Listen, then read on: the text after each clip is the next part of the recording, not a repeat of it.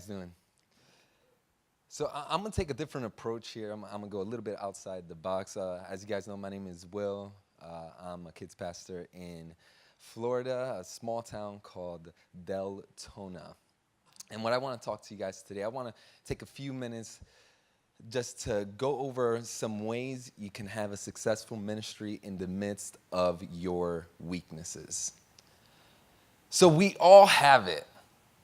You know, some have it more than others, but really we do have it to a certain extent. What is it? It's that gut-wrenching feeling that you get sometimes when someone asks you to do something that you feel you're completely unqualified to do. It's completely over your head.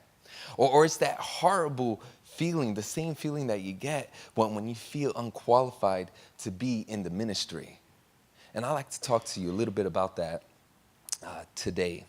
You know, when I first got into the ministry, even before I got into the ministry, you know, my pastor, I was at church one day and my pastor came up to me and he was like, "Hey, Will, you know, can I talk to you?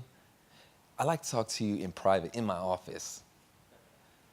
Man, I felt like I was in second grade all over again, getting called into the principal's office. And I could even hear my friends and my classmates just saying, "Ooh, you're going to the principal's office? You're in trouble. You're in trouble." So I was kind of caught off guard when he told me that because, you know, my church, I consider it pretty big. We have about 1,500 members. And so I went in there, you know, I didn't have a huge relationship, a strong relationship with my pastor. So it was kind of like in events and outreaches, I would, you know, just talk to him, say hi, you know, small talk kind of deal. So for him to actually tell me that he wanted to speak to me in his office in private was kind of a big deal for me. So I remember sitting down. Actually, it was in his conference room. His conference room is connected to his office. And I remember sitting down this huge conference table, man. I mean, at that point, it just seemed like miles long. And I was there, and he came in, and I could see on his desk on the other side of the room this stack of resumes, like this high. You have to understand that there was a vacancy. There was a position that was open on his team to be a kids pastor. And this never, ever crossed my mind. And he sat me down and he was like, "Listen, Will, you know, I have a stack of resumes of kids pastors that are just ready to come and just ready to be on my team." And I prayed to God and I was like, you know, God, who is it that could lead the future generation of this church? And as I was praying, your name came up. God revealed to me your name. And how do you feel about that? You have to understand, I was in banking. I was a manager at a bank for 13 years, and I had a good career, and he knew that. And that's why he asked me, how do I feel about that? And I started sharing with him kind of, you know, my life story and how I was called into the ministry when I was 8 years old. I remember to the day just raising my hand when the pastor asked me, you know, who wants to be a pastor? And I raised my hand and I shared with him that story. And I shared with him kind of how I used to pray about being in the ministry. And I said a dangerous prayer, y'all. This is dangerous prayer. I said, "God, use me in whatever capacity you need. God, use me as a tool." Listen, that's a dangerous prayer, y'all. You know why? Because, and you better watch out what you pray for. Because if it's aligned with God's will, he's going to answer it. And so God was answering it right there. And as I was sharing that with the pastor, he started getting excited, man. I could see him kind of just wanting to jump up and down. And his excitement level was like at a 10.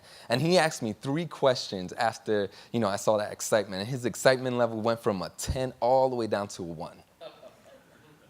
Because of 3 questions that he asked me. And he asked me this. He said, "What is your experience like? What's your ministry experience?" And I said, "Well, I'm an usher, and I'm a part of the parking lot team, and oh yeah, I do the volunteer for kids ministry."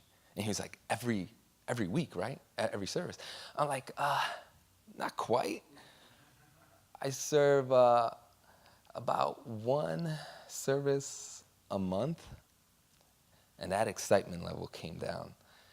And then he said, "All right, you know what? Tell me about your education, your ministry education." And I said, well, I read the Bible a lot. And then he was like, okay. He was like, well, tell me about, diplomas, degrees, in the ministry. Because surely, if God put my name in his mind, surely I had like a doctorate degree or something like that, right? And then I told him, I don't have a diploma per se, you know? I have a spiritual diploma, how many of you know all of us have that? And he was like, all right, never mind that.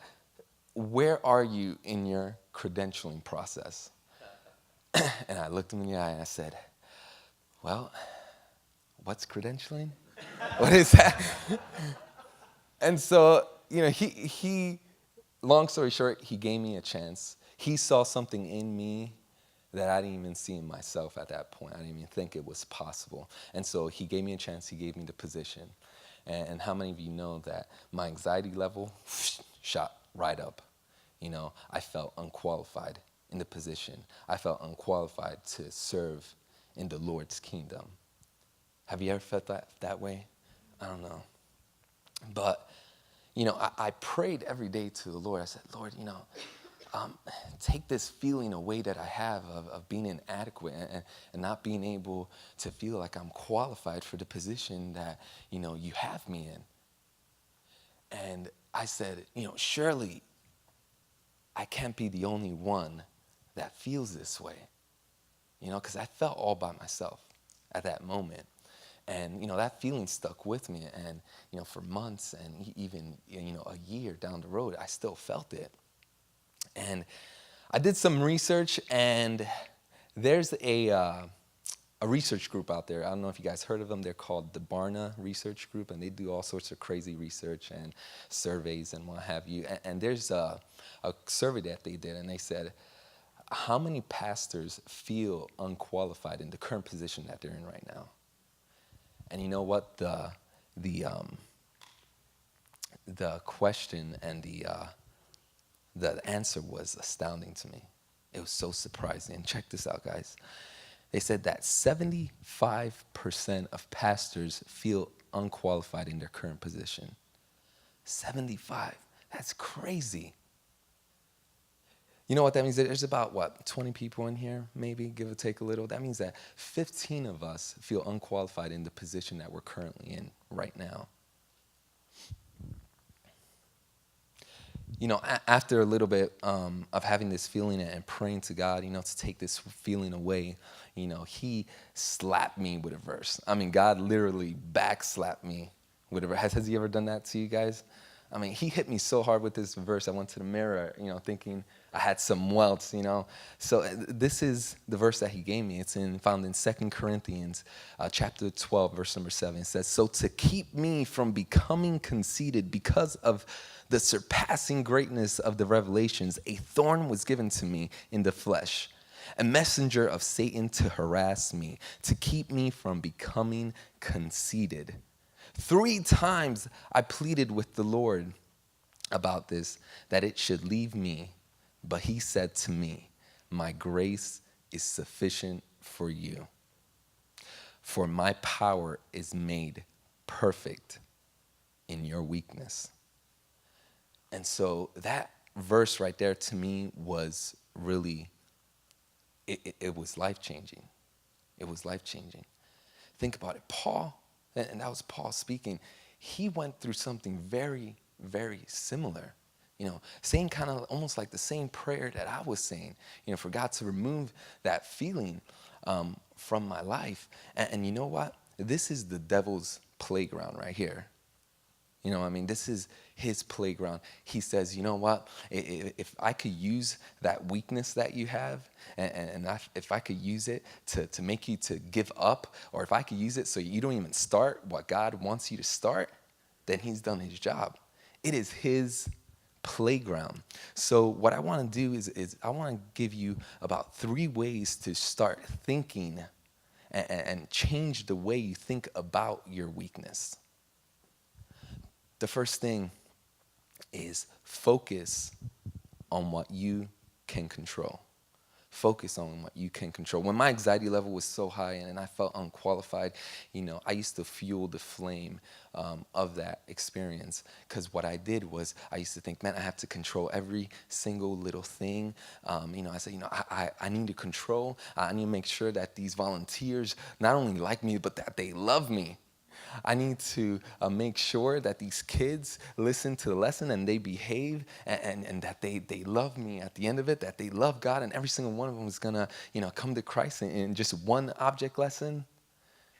How many of you guys know you cannot make somebody like you? You can't control the way somebody feels about you. So focus on what you can control and let God do the rest. What does that mean?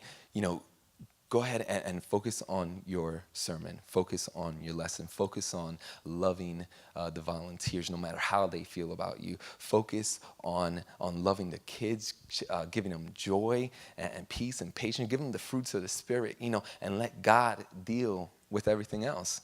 I used to share, and I still do, I share facilities with the youth department.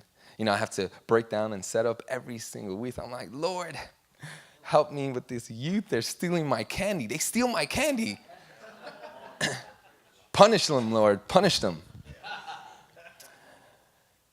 Second thing you could do, and this is very important, this is in the core of my lesson today, is boast about your weakness. Boast about your weakness. Paul said that he would boast all the more of his weaknesses now that he understood when God spoke to him in that verse. But we need to do that. I'm really bad at taking compliments. I'm not good at all. I wasn't good at all with it at all. And so when somebody used to come up to me after a sermon, they're like, man, Pastor Will, you did awesome. That was a great sermon. Man, you are anointed. Man, look at the lives that you changed. I used to kind of just freeze up and say, okay, thank you. I got to go. And I would leave. But as I grew in the things of God and as he's teaching me these things, that conversation goes a little different now. It goes, man, they tell me, hey, you did great. You're anointing, man. You're changing the lives of these kids. And I say, man, you don't even know the half of it. When I first started the ministry, I had no education, I had no experience, and I didn't have any qualifications to be a kids pastor, but God used me as a tool to further his kingdom. You know what you do when you say that to them? This happens. You get out of the way, and they see the Lord. They don't see you anymore. They say, man, if this knucklehead that didn't have a degree, didn't have education, didn't know anything about credentials, can be used by God, certainly I can be used by God. Boast about your weakness. I'm reading a book and I'm almost done with it. I don't know if you guys heard of an evangelist named Pat Schatzline. Amazing guy. He wrote this book called Unqualified. And you have to understand, we are the unqualified.